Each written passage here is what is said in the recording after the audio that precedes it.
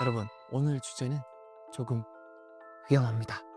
바로 연금술인데요. 그런데 말이죠, 이 연금술의 진심이었던 사람들 중에 여러분들 굉장히 위대한 과학자 아이작 뉴턴 같은 진짜 천재도 많았었다는 거 알고 계셨나요? 오늘은 이 궁금증을 해결해 주실 분을 모셨습니다. 광운대학교 장홍재 교수님입니다. 반갑습니다. 네, 안녕하세요. 광운대학교 화학과에서 연구하고 강의하고 있는 화학자 장홍재입니다. 반갑습니다. 연금술 하면은 오줌으로 나물 만든다, 이 얘기도 진짜였나요? 진짜예요. 진짜 온갖 짓을 다 했을 거예요, 솔직히. 근데 소변에 대해서는 그런 고민을 할 수밖에 없던 게 네. 금 하면 떠오르는 거 노란색. 흑유의 색깔이잖아요. 그렇죠. 왜냐하면 세상에 그 주기율표라는 표에 있는 수많은 원소 중에 네. 금처럼 노란색을 갖는 원소가 없어요. 그때 사람들이 보기에는 소변 색깔 노란데 네. 혹시 이거를 조금 뭔가 이 노란 영혼을 뽑아낼 수 있다면 또 금이 되는 거 아닐까, 이런 생각해서 시도를 했었어요. 사실 금은 굉장히 오래전부터 네. 사람들이 원했던 금속이었고, 왜냐 아까 말씀드린 것처럼 노란색인데 네. 자연의 노란색이 뭐가 있을까? 태양이 떠오를 때 하늘이 노랗게 물들잖아요. 네. 근데 당시에는 실내 조명도 없고 네. 뭐 온열기도 없고 하니까 해가 떠야만 인간은 빛과 열을 얻을 수가 있었어요. 또 식물이 자라든 동물이 자라든 태양이 필요하니까 네. 이집트 라라든지 모든 그 종교들의 최고의 신을 보면 다 태양과 좀 관련이 돼 있습니다. 그러니까 태양의 그 금의 가치는 굉장히 높았고, 당연히 그 가치가 높다는 걸 알았기 때문에 네. 이후로도 어차피 만들 거면 이 가장 고귀한 금속을 만들자. 음. 돈 벌고 싶어서가 아니었어요. 처음에는 이거는 금을 만들고 싶어서 거의 막 광기에 빠져버린 탐욕스러운 사람들의 학문이었다라고 우리가 많이 상상을 하잖아요. 네. 근데 이거는 물질적인 관점에서 연금술이었고, 네. 물질이 다가 아니잖아요. 내가 병들고 아프면 돈이 아무리 많아봤자 못하잖아요. 그러니까 이제 나의 낡고 병든 몸을 좀 금처럼 네. 새롭고 그렇게 건강한 상태로 바꾸자라는 육체, 영원한 생명에 관련된 쪽이 또 했었고요. 또 정신에 대한 것도 했어요. 나약하고 약간 의지가 없고 한 거를 금처럼 좀 더 고귀하게 만드는 세 가지가 동시에 진행이 돼요.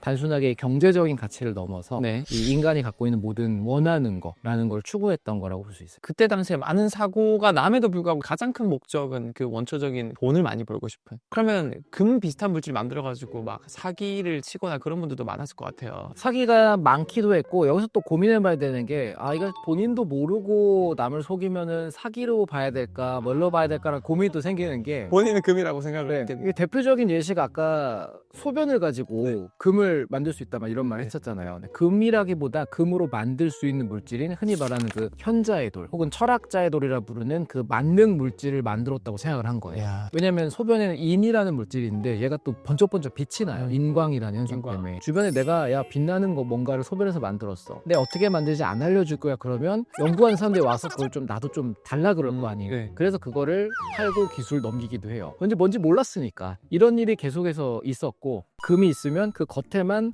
뭐 납 같은 걸로 살짝 코팅을 해서 네. 보여주는 거예요. 자, 여기 납으로 된 동전이 있다, 보라 하고 이 용액에 딱 넘겼다 뺐는데 이 용액이 산성 물질이면 납이 녹잖아요. 금은 안 녹죠. 네. 딱 반만 담갔다 뺐는데 반은 금이 돼 있는 거. 그럼 이 물질 때문에 금으로 바뀐 것 같잖아요. 이물질 판다. 그러니까 내가 이런 기술이 있다, 네. 나에게 투자금을 주면 금을 찍어내 주겠다. 투자금을 받아요. 바로 도망가요. 잡히면 죽어요. 무조건 퇴야 돼요. 다른 데가 또 사기를 치고 하고. 이게 우리가 생각한 연금 사기꾼이라는 그 중세 후반에 있던 이 연금술의 이미지를 말아먹은 사람들. 보통 연금술 하면은 불, 물, 흙, 아. 공기 뭐 사원소설하고 뭐 또 어릴 때 저희 나이 또래면 캡틴 플래닛이라고 해가지고 땅, 물, 바람, 흙, 마음, 혹시 아시나요? 알죠. 5가지 기운이 하나로 모이면 캡틴 플래닛, 이런 노래도 있었거든요. 기억납니다.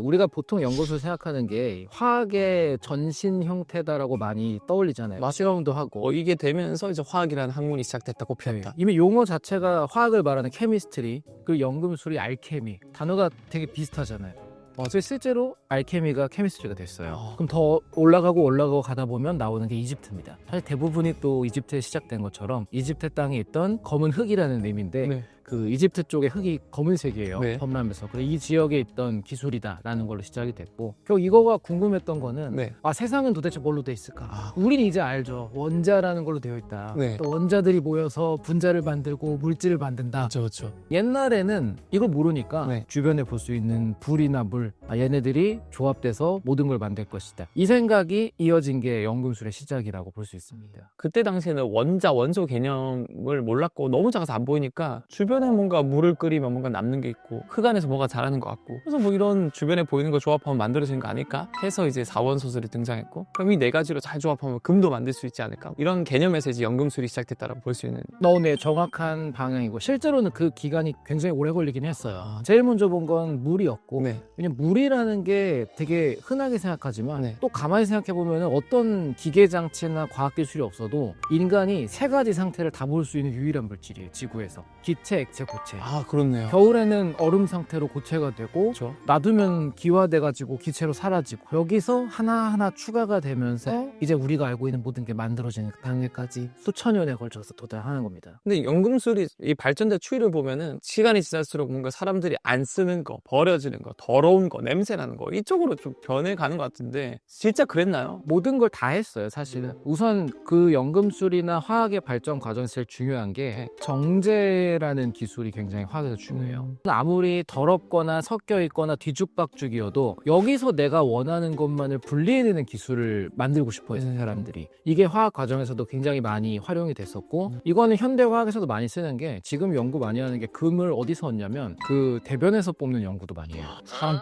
대변에서. 사람 대변 따로 모은다기보다 대변이 모여가지고 이제 그 정화조라든지 하수로 가잖아요. 여기에서 금만을 농축하는 미생물들이 또 있어요. 걔네들을 가지고 풀어가지고 금을 모아서 뽑아낸다면 버려지는 걸 할 수 있지 않아요. 네. 그런 식으로 뭐 가치가 낮던 더럽던 상관없이 뽑아내가지고 얻고자 하는 게 목적이었고 연금술 때도 그 기술이 아주 꽃을 피우는 과정이었습니다. 일종의 이제 정제 기술이 점점 발전이 됐다고 정확하죠. 보시는 거죠. 석유산업도 정제 기술에 결국 그 연금술에서 확장된 게 석유에서 이렇게 등류, 경류, 휘발유 뽑아내는 것도 거기서 이제 꽃을 피운 거라고 볼 수 있고. 네. 왜냐면 그 과정 학교에서 배울 때 보통 열을 가해서 네. 이 어느 온도에서 끓냐의 차이를 가지고 쫙 분리한다 하잖아요. 이게 흔히 말하는 증류라는 기술이고 이 증류라는 건 우리가 간단하게 열을 가해서 분리할 수 있는 기술이니까 굉장히 다양한 데서 사용이 되고 있죠. 사실 금 말고도 우리 주변에 있는 대부분에 쓰이는 금속은 26번 철이잖아요. 당장 필요한 수요는 철이라고 저는 생각이 드는데 그러면 연금술사 분들 눈에는 철은 어떤 존재였나요? 연금술처럼 연철술 이런 건 없었나요?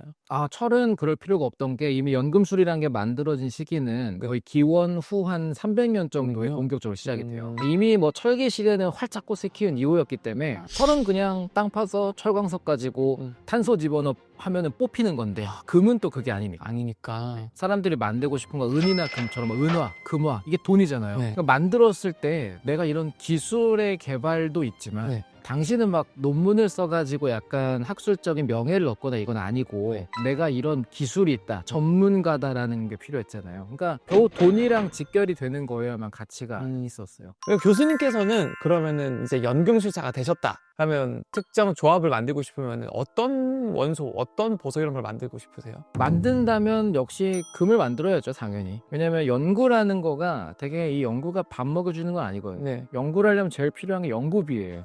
저는 이제 교수님 아이덴티티가 좀 약간 이제 매드 사이언티스트 이런 느낌이 있으니까 저는 막 이렇게 독성이 있는 걸 만들거나 뭐 그래서 비소라던가 아니면 뭐 폴로늄 같은 방사선이 많은 거 이런 거 나올 줄 알았거든요. 친구가 그냥 해서 돈이 있으면 할 수 있어요.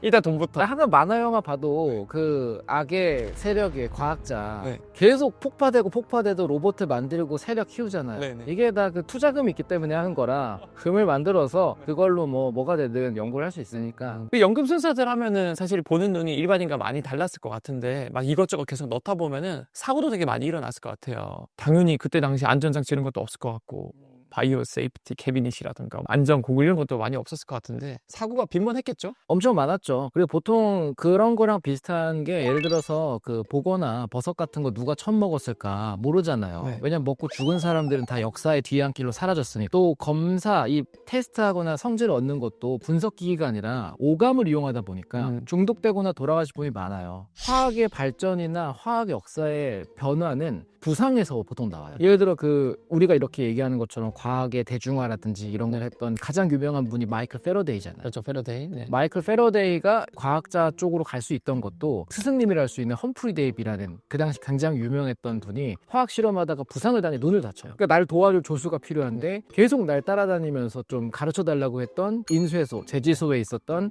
마이클 패러데이를 고용을 하면서 그 부상이 아니었으면 마이클 패러데이는 이렇게까지 올 수가 없었어요. 그럼 전기의 그런 사용 건강 쓰임새도 많이 후퇴가 됐었겠네요. 네. 그래서 이런 일이 있었던 거는 아까 말씀처럼 누가 어떤 사고가 났는지 정확히 모른다는 것처럼 내가 이렇게 실패해서 사고가 났어를 굳이 기록으로 남길 필요가 없다고 많이 생각했어요. 그러니까 똑같은 사고가 반복이 되고 네. 죽기도 하고 기록이 남기도 하고. 근데 지금은 이런 게 많이 바뀐 거죠. 안전 수칙이나. 이 아이작 뉴턴, 이 연금술사였다고 했는데 왜 아이작 뉴턴이 연금술을 좋아했나요? 본인이 원래 자기가 연금술사라고 생각을 했고요. 연구 노트가 굉장히 많아요. 네. 뉴턴은 본인을 물리학자라 생각하진 않았어요. 물리학은 취미. 근데 너무 잘한 거예요. 그리고 가장 학문적인 걸로 남아있는 거고. 뉴턴의 본업은 경제 사회적으로는 그 유명한 조폐국장으로 생계를 유지했었고 원래 제일 하고 싶던 일은 신학자랑 연금술사였어요. 신을 찾고 물질을 받고 금을 만들고 싶어하고 이런 연구를 굉장히 많이 했고 연금술에서는 숫자 7이라는 게 되게 의미가 깊은 숫자예요. 왜냐하면 과거에 행성도 7개였고 인간이 볼 수 있는 게 그리고 고대에 쓰이던 금속도 7가지였고 이집트 때부터 모든 것들을 그렇게 7개로 했고 거기서 그러면 럭키 세븐이 나오는 거. 거기서 뉴턴이 만든 게 무지개예요. 말투도처럼. 빨주노초 파남보 딱 프리즘으로 계속 분리했잖아요. 근데 가만히 생각해보면 남색 되게 애매해요. 근데 이거 원래는 엄밀히 말하면 빨주노초 파보가 사람들이 색깔 봤을 때 그래도 분간되는 건데 왜 이게 남색을 넣냐 7이라는 숫자를 만들어야 돼. 맞추려고. 연금술적으로. 뉴턴은 굉장히 많은 실험을 했었고 장치나 과정이나 이런 걸 많이 관심 가졌던 거는 괴테. 괴테도 연금술사였어요? 본인이 연금술적 실험을 한 건 아닌데 네. 색채론이라는 것도 있고 관계나 이런 걸 봐서 본인이 연금술적인 정신을 계승을 많이 했고요. 가장 현대 쪽에서 나는 연금술적인 거에 대해서 많이 막 글도 쓰고 했던 게 융이에요. 심리학자요. 그 연금술이라는 게 쫙 이게 전 세계로 퍼진 것 같은데 사실 서양에서 시작됐다고 하지만 또 이런 연금술과 비슷한 맥락의 실험을 했던 동양의 많은 유명한 그 역사적 인물을 하면 또 진시황을 빠질 수가 없거든요. 약간 이게 문명의 발생이랑 비슷해요. 보통 보면은 뭐 이집트, 뭐 메소포타미아 이런 데서 각각 문명이 생기잖아요. 네. 서로 막 담합을 한 것도 아닌데 네. 똑같이 서양에서 연금술이 생기고 또 그 인도 지역이나 이쪽에서도 똑같이 생겨요. 그때 오원소로 생기고 원소. 동양도 오원소였어요. 화수목금토 거기에 관계를 뜻하는 음양까지 해서 7개. 우리가 월화수목금토를 말하는 이거는 연금술이 아니라 연단술이라는 이름으로 그 도교로부터 만들어져요. 서양이나 동양이나 둘 다 금이라는 거에 관심을 가졌고 또 이거를 바꿀 수 있는 재료로 수은에 관심을 가졌어요. 서양도 똑같이 수은을 썼거든요. 아랍 지역이나. 이게 독립적으로 딱 생기는데 목적이 조금 달랐던 거죠. 동양에서는 약간 불로 뭐 이런 수명 연장 장수 쪽이었다면 서양은 진짜 물질적인 거를 조금 더 추구했었고 그래서 진시황이 그거에 관심 갖게 된 건 이제 우리가 알고 있기로 이 중국을 딱 통일을 한 황제잖아요. 네. 이 통일 다 했으면 다음 목적은 내가 할 거 다 하고 어려운 거 끝났는데 이제 좀 오래 살아보자. 나도 누려보자라고 하려면 무병장수를 해야 되잖아요. 그렇죠. 그래서 관심을 갖고 그때 원래 장수 쪽에 관심을 갖고 추구를 했던 도교 도사들을 딱 고용을 해서 연구비를 주는 거예요. 자, 금단이라고 부르는 그 불로장생약을 만들어 와라. 근데 이게 수은을 봤더니 얘가 액체 금속이니까 흡수가 돼요. 얘를 피부에 바르는 걸 좋아했어요. 진시황이. 근데 금속이 우리 이런 부드러운 조직에 들어왔다. 단단한 알갱이 큼직한 게 박히잖아요. 네. 그러면 근육이 좀 이제 팽창을 합니다. 그러면 약간 주름이 사라지고 주름이 사라져요. 그리고 모세혈관의 혈류가 안 좋아지니까 하얘져요. 나 좀 나이 든 것 같았는데 발랐더니 뽀얘지면서 주름이 사라졌다. 회춘했네? 당연히 이렇게 생각할 수밖에 없었어요. 그러니까 이걸 애용했고 그 진시황릉에도 수은으로 가득 차 있던 연못이 발견됐다. 그 이후 황제들도 많이 죽고 이게 서양에서 넘어온 게 아니고 독립적으로 발전. 독립적으로 생겼다. 와. 실크로드를 통해서 아랍 지역에서 만나요. 그러면서 아랍 지역의 연금술이나 이 과학기술이 퍼져나가요. 그게 이제 아랍 황금기 시대가 되면서 거기서 이제 동로마 제국을 멸망시키기까지 가는 거죠. 이쯤 되면 또 궁금해지는 게 그러면 이런 다양한 이런 연금술로 인해서 이것저것 막 만들려는 시도가 있으면 분명히 이 생명의 탄생도 시도를 한 분들이 없지 않아 있을 것 같거든요. 우선 시도에서 그쳤죠. 성공을 못했으니까. 호문클루스는 그 파라켈수스라고 부르는 한 15, 16세기에 있던 의사이자 연금술사일 그분이 되게 유명한 말이 그 약과 독은 뭐 단지 용량의 차이다. 맞죠, 맞죠. 독성학이라는 분야를 만들어낸 분인데 이분이 이제 호문클루스에 대한 연구를 많이 했었어요. 그래서 그 인간의 정액을 플라스크에 넣고 네. 얘를 뭐 말의 태반이랑 섞어 어쩌고 해서 말똥에다가 그거를 꽂아놔라. 이런 플라스크를 꽂아놔라. 이게 최초의 그 체외 배양이었어. 왜냐하면 똥이라는 건 놔두면 부패를 하잖아요. 네. 미생물이 부패를 하다 보면 생명 반응이 일어나니까 온도가 어느 정도 유지가 가죠. 그러니까 딱 꽂아 놓으면은 한 30, 40도 범위로 유지가 되니까 이 상태로 배양을 할 수가 있다. 이게 결국에는 뭐 그걸 직접적으로 그런 식을 쓴 건 아니지만 이게 그런 거에 원초가 되기도 했었고 네. 호문클루스는 그렇게 해서 원하는 거는 아주 작은 인공 생명체를 만들고 싶었어요. 근데 실패했었고 만든 이유는 생명 탄생보다는 사람들 생각하기에 우리도 그런 거 하잖아요. 인간의 뇌는 일부밖에 못 쓴다. 또 우리의 무의식에 지식이 쌓여있는 경우들도 하니까 아 우리 인간의 기본적인 정수를 담고 있는 곳에는 모든 지식이 녹아있을 수도 있다. 그럼 이걸로 인공 생명체를 만들면 이 생명체는 모든 지식을 알고 있을 거다. 나의 선생님이 되거나 내가 활용할 수 있는 거니까 만들자. 이게 연구술적으로 썼던 거고 뭐 지금은 안 하죠. 지금 오히려 심리학이라든지 이런 분야에서 호문클루스라는 용어를 오히려 쓰는 걸로 알고 있고요. 과거에 있었던 기술이고 그렇게 큰 파급력은 없었던 것 같아요. 실패도 굉장히 많았지만 그럼에도 불구하고 연금술 덕분에 발전 또는 발견된 가장 큰 성과 하나만 꼽자면 화학이죠. 그러니까 연금술 덕분에 장홍재 교수님이 탄생했다라고 보실 그렇죠. 거겠네요. 저는 그렇게도 보고 또 화학이라는 분야 자체 또 화학자라는 사람들이 네. 어떻게 보면 정신적으로 연금술을 계승하고 있다라고 보는 것도 옳다고 봐요. 화학은 직접 하지 않으면 아무것도 남지가 않아요.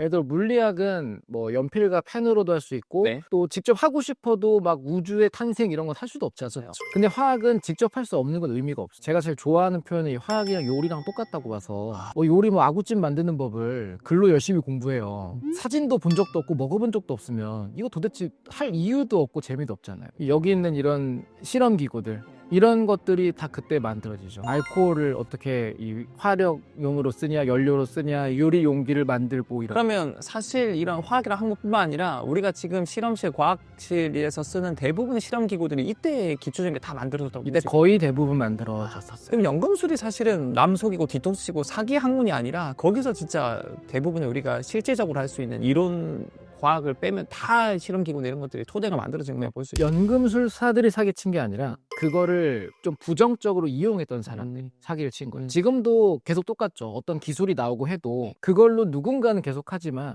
누군가는 어떻게든지 사기치는 쪽으로만 하기도 하잖아요. 연금술에 의해서 화학이 만들어졌다면 그로 인해서 발견 또는 발명된 가장 대표적인 물질이나 기구 하나만 말씀해 주시면 좋겠어요. 알코올 가장 의미가 컸었죠. 알코올을 만드는 것 자체는 미생물들이 한 역할이니까. 뭐 우리 많이 생각하기로는 뭐 농사를 짓고 곡식이 남았으니까 맥주를 만들었겠지 생각하지만 지금은 다른 가설이 좀 힘을 얻어요. 인간이 농경을 한 이유는 술을 만들기 위해서. 그래서 이제 그 괴베클리 테페라는 터키 그 튀르키예 쪽에 유적지가 있잖아요. 네. 여기서 맥주 만들던 용기들이 발견이 돼요. 그게 왜 생겼을까? 이거를 하기 위해서 결국 농경을 했겠구나. 사회적으로 음주가 중요했구나. 그 고대 그리스 이집트의 벽화도 보면은 술 있는 이런 벽화도 많이 있다고 하더라고요. 많아요. 근데 중요한 건 이 술 자체를 만드는 게 아니라 우리가 말한 증류주처럼 술을 아까 말한 분리해내는 기술로 되게 순도 높은 걸 만들었다. 너무 매력적인 거. 이건 액체야. 투명해 물처럼 보이는데 왜 불이 붙지? 이거는 이제까지 말했던 불과 물이라는 원소가 별개가 아니라 협쳐질 수가 있는 건가라는 생각으로 바뀔 수가 있죠. 뭐 이런 식으로 계속 갔어요. 어떻게 원소가 섞였을까? 아리스토텔레스가 많은 관심 받던 게 나무 같은 걸 봐도 불에 타면 얘는 왜 불 붙이면 계속 타지? 속에 갇혀있던 불의 원소가 풀려나고 있나 봐. 뜨거운 기체가 올라가니까 이거는 공기에 그 원소가 나온 거고 타고 남은 쟤는 가볍고 부서지는 거니까 이건 모든 게 사라진 흙의 원소만 남은 거다. 역청은 물의 원소다. 그럼 얘네들이 섞이면 나무도 되는 거잖아. 안 될 게 뭐 이런 식으로 모든 걸 설명을 했기 때문에 이 관계랑 관련된 것도 다 의미가 있었고 저는 그런 면에서 에탄올이 알코올이 제일 중요한 발견이었다고 생각해요. 그럼 연금술은 사실 과학이라는 분야가 생기기도 전에 사람들의 본능을 자극해서 이렇게 빵이 꼽히고 시작한 것 같은데 그럼 지금 보면은 이 분야를 과학이었다 라고 볼 수 있을까요?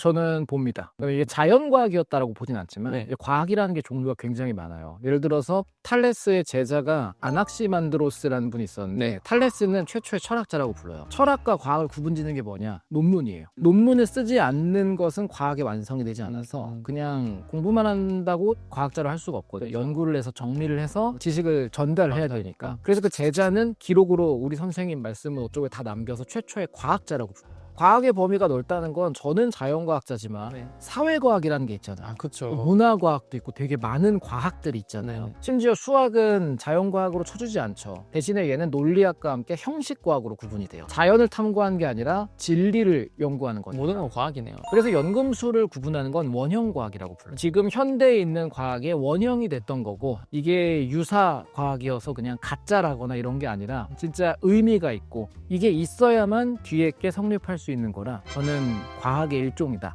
어떻게 보면 진짜 이 과학을 지금의 과학을 있게 한 모태라고 보니까 원형 과학이다라고 정리를 하면 또 딱 이해가 되는 것 같아요. 물론 이거는 뭐 학계나 뭐 일부 사람과 저의 의견이지 막 절대적으로 무조건 연금술은 과학이야 라고 선언하듯이 된 건 아니다 보니까 뭐 각자의 관점대로 생각하시면 될 것 같은데 네. 우선 유사과학은 아니다. 유사과학은 아니다. 오늘 교수님 얘기를 듣고 보니까 이 연금술은 마냥 사기가 아니고 그 핵심은 어떻게 보면 진짜 과학적인 정신이 깃들어져 있었던 것 같고요. 인간이 처음으로 또 물질을 바꾸려 했던 도전이었다고 볼 수 있을 것 같습니다. 교수님 끝으로 화학의 권위자로서